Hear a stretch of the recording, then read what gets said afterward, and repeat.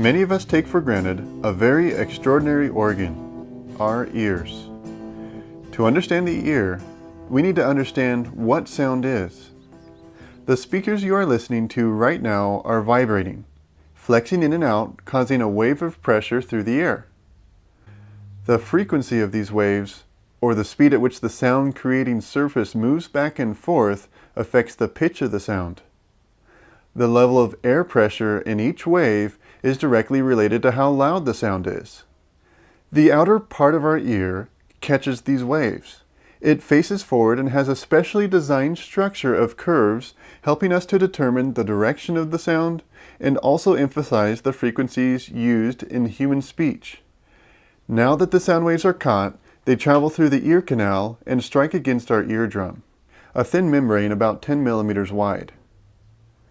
Now that we receive the sound, the middle ear transfers this energy. The smallest bones in your body, the malleus, incus, and stapes, start in motion.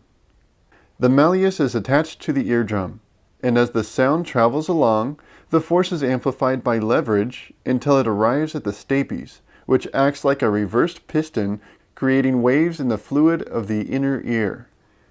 The most significant increase in pressure is caused by pneumatic amplification.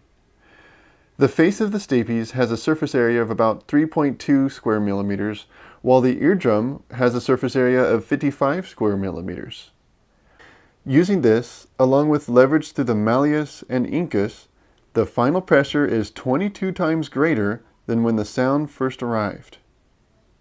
Now we come to the most complicated part of the hearing, the cochlea.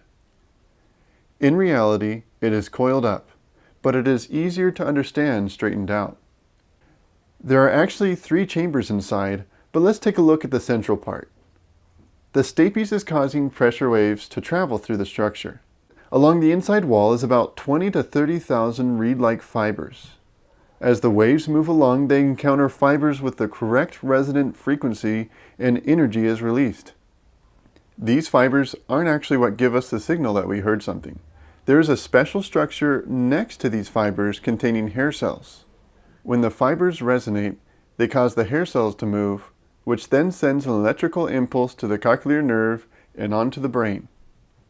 Certain pitches of sound will resonate in specific locations, and louder sounds will cause more hair cells to move. Our brain interprets all this raw data, making it possible to enjoy things like music or an engaging conversation. Just to think that all of this is happening in your head right now at full speed. This is just one of the amazing systems found in the human body that go far beyond our humble human understanding.